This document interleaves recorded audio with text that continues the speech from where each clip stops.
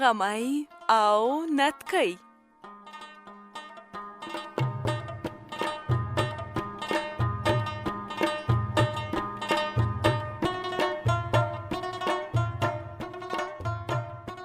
لوبغاړي، مسکا هوتک، نتکۍ.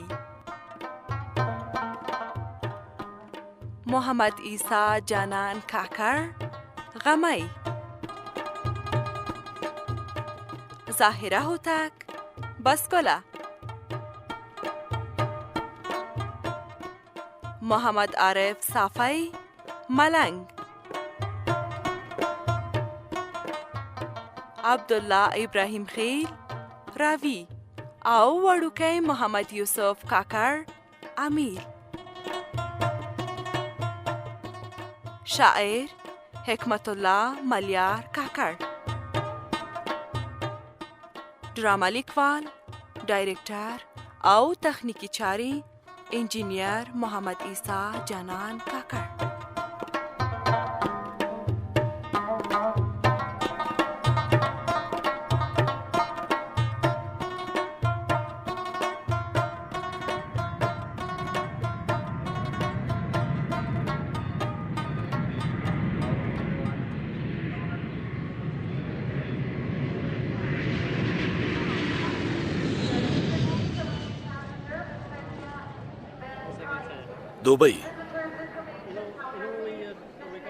دوبۍ یو ډیر لوی سوداګریز ښار دی. دې ښار ته هر کال په زرهاوو سیلانیان، سوداګر، کاریګر ځي او راځي. دا معلومه خبره ده چیرته چې سوداګریز مرکزونه زیات وي، هلته له هر هیواده بډای، غریب او نور هر ډول خلک ډیر تګ راتګ کوي.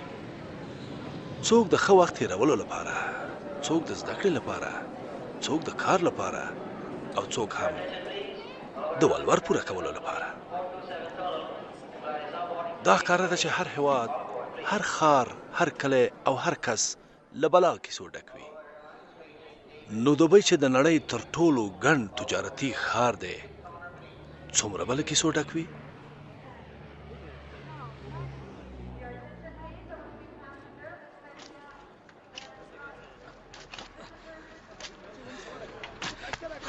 زه په خیر اشنا.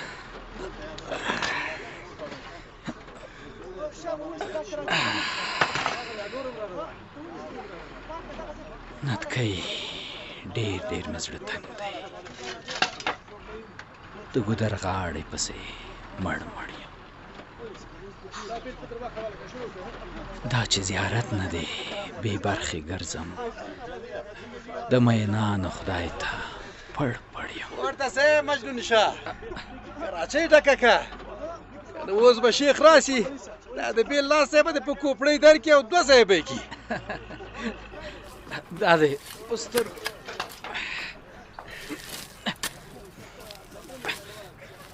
ملنګ اشنا، وایي دې ورځو کې وطن ته روانې؟ هو ځم. نو تالی څه؟ ما ویل یو خط به ولیکم که ویې لیکه. نو مالی څه؟ ګور اشنا، دا تالی څه او مالی څه پرېږده. زما خط د پیر بابا ملنګ ته ورکړه. هغه بیا پوهېږي چې د پیر بابا ملنګ ته؟ هو. ولې؟ د هغې سره دې څه معامله ده؟ ملنګیه، ستا نوم ملنګ دی، خو د پیر بابا ملنګ آدم خان رښتیا ملنګ دی. او دا چې ولې د کلیو ځوانانو باندې ګران دی، ځوانان پوهېږي، زاړه نه. ولې؟ زه څه زوړ درته ښکارم؟ نه نه، هسې ما ویل خبره دا ده چې زه خط آدم خان ته نه لیکم. نو چا ته یې لیکي؟ زه خط د ملک کاکا په پته لیکم. ته خو پوهېږي چې ملک کاکا زما خسر دی او آدم خان ملنګ پوهېږي چې زما خط څنګه تر زما کوژدنې ورسوي. وایي خوله د ملا د لور خوږوي. د شکرانې چرګانې ډېر خوړلي دي نه. نو دا لنډۍ دې په څه پورې وویله؟ هېڅ هسې ما ویل نن سبا خلک دا لنډۍ بل ډول وایي. د ملا په ځای د ملک نوم یادوي وایي د موسسې چرګارې ډېر خوړلي دي نه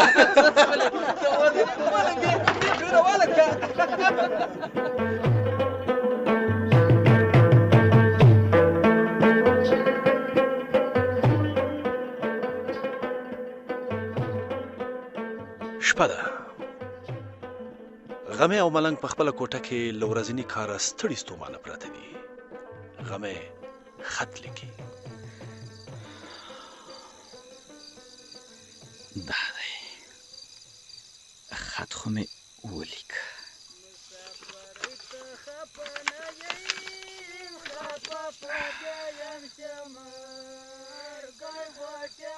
ملنګیه څه وایې؟ زه نن شپه تر سهاره خدای ته دعا کوم چې تا تر کلي سلامت او روغ رمټ ورسوي. غلی زما له غمه نه یې مړ غواړې چې خط دې تر کلي سلامت ورسوم. نه نه دا خبره نه ده.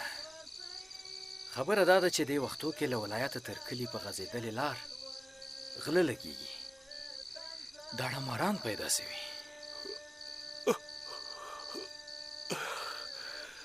غمې مه کوه. هغوی هغه ځوانان په نښه کوي کوم چې ولور پسې راوتي وي. سپېږیره سره کار نه لري. نه هغوی جب ته ګوري نه زوړه ځوان ته. او بله دا چې نن سبا هلته بس غلی ما له خوب راغی.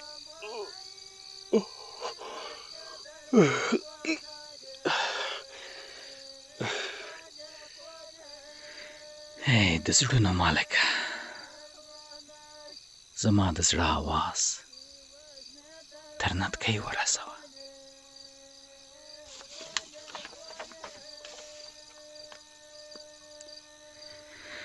یا خدایه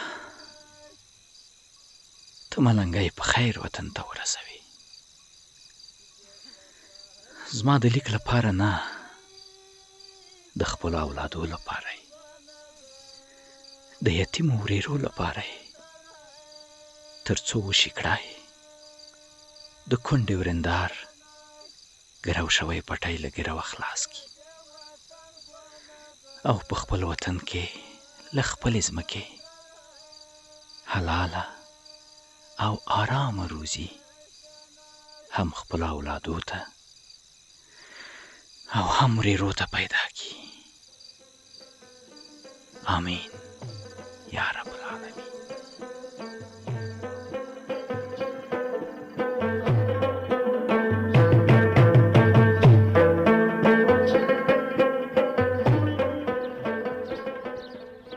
مازیګر دی. ادم خان ملنګ مخ او لاس په څادر وچ کړل. د ملک کور مخ ته یې کوزه کېښوده او جومات ته روان شو. هلته د کلي له یوه کوره د چمبې غږ راځي. واده باندې دی.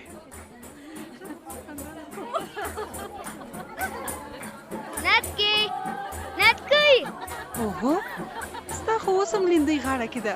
نتکۍ خو ویل چې ترې وامیخیسته. اوس به زه در سره ګورم. خوشې کلندې مې ما خو ستا منګی نه ماتوه. نو څه دې کول؟ خو همدا تا وویشتم. ما په چیت کې وار وکړ او خانه مې کتلو چې ته راغلې.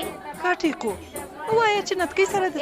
بس ګلې ټیقو راته مه ووایه سم نوم مې واخله. امیل. امیل نو کله سم نوم دی؟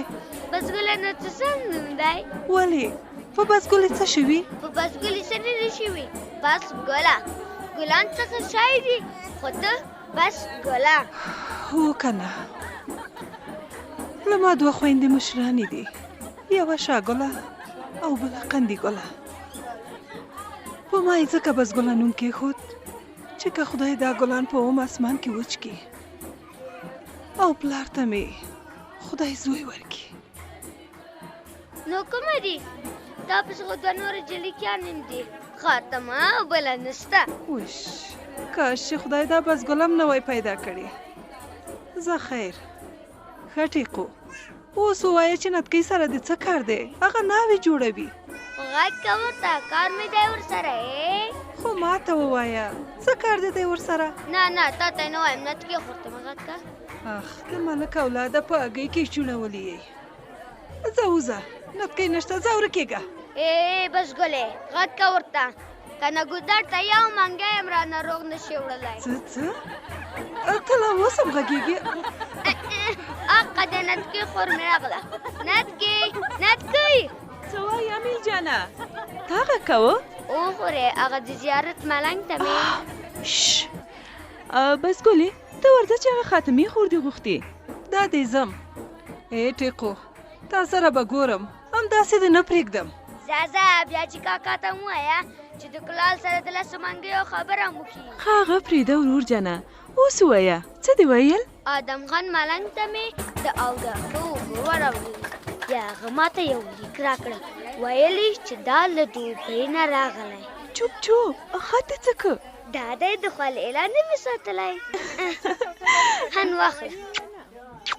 هوښیار رور نه مې قربان شم، ته څومره هوښیار یې. زما خو لاسونه په نکریزې دي. ته داسې وکړه دا پلو مې لرې کړه او دا خط مې غاړه کې کېده. ای شاباس، اوس نو راځه راپسې. د مستو کټاو ته راغلې؟ نه راځه راپسې. آفرین، هغه قطۍ خلاصه که او خولۍ د له غوزانو او ممیزو ډکه که. ادم خان ملنګ ته یوسه، بیا په منډه راشه او د مستو کټو به تیارې. واه د مستو کټاوې.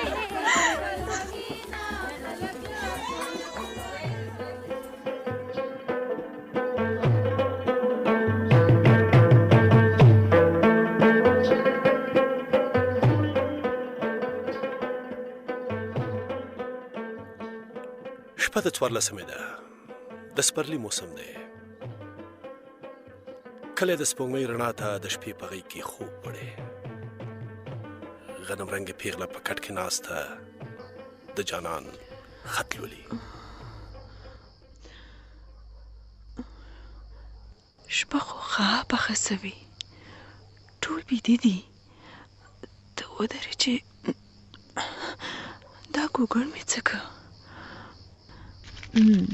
دا دی پیدا مې که، شمه به ولګوم.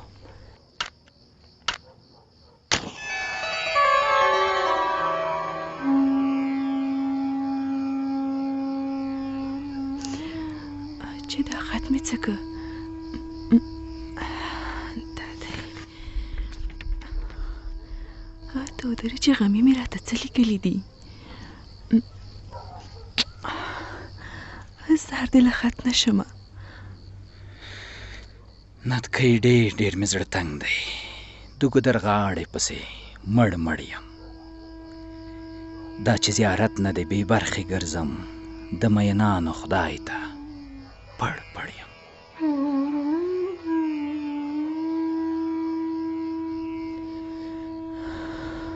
سمه ده، دا ځای د حسنونو جنت، خو په دې ښکلو مې چاره نه کېږي. دې کې د ستا د بدن عطر نشته، په دې هوا مې ګزاره نه کېږي.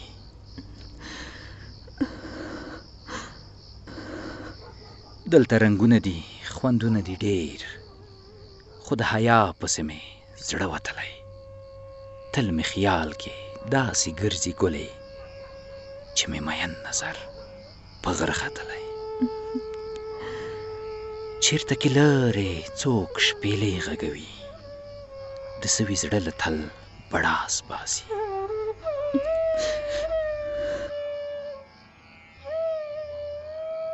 ورشو د دنګې غنم رنګې جنۍ، د هر زلمي د نظر آس باسي.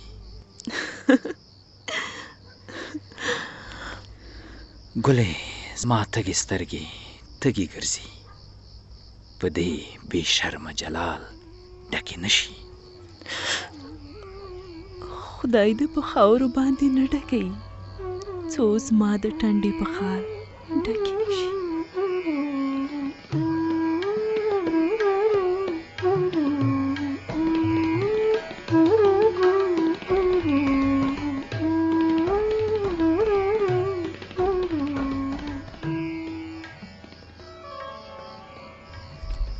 خو اوس مې ملا د همت ټینګه ساته، بس یو څو نور رکعاته نفل وکړه. یا الله، هزار بار شکر. ښایي چې بیه د بلبر پوره شوه، نور د بیلتون کوډله ورانه ښکاري. اوه، کډه مې بار ده دې نږدې ورځو کې، درځم په سر باندې دې شال اچوم.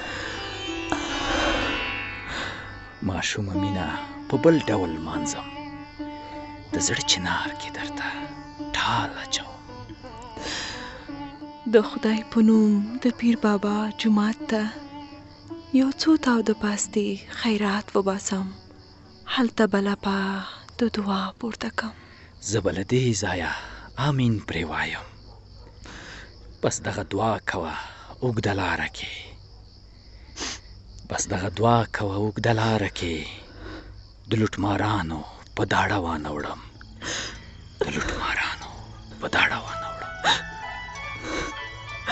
خدای دې نه کوي، الله دې راوله د زړه سپرلیه. دغه نت کوي بېغمي ښه نه ښکاري، دغه نت کوي بېغمي ښه نه ښکاري.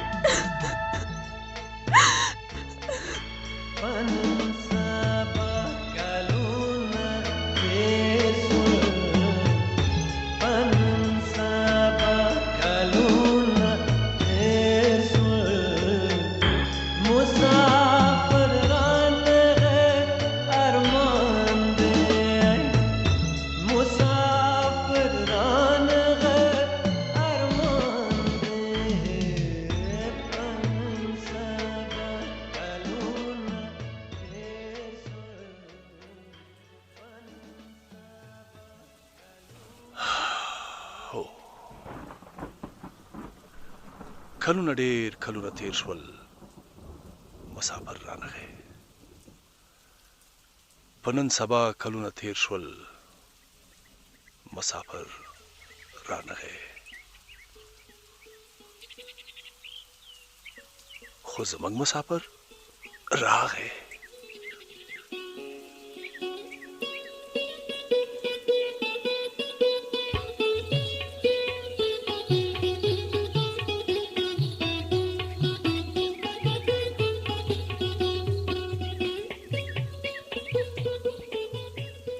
خدای دې هیڅ درخانه بې ادم خانه نه کړي، خدای دې هیڅ شیرینۍ بې مومن خانه نه کړي، او نتکۍ خو هسې هم بېغمي ښه نه ښکاري.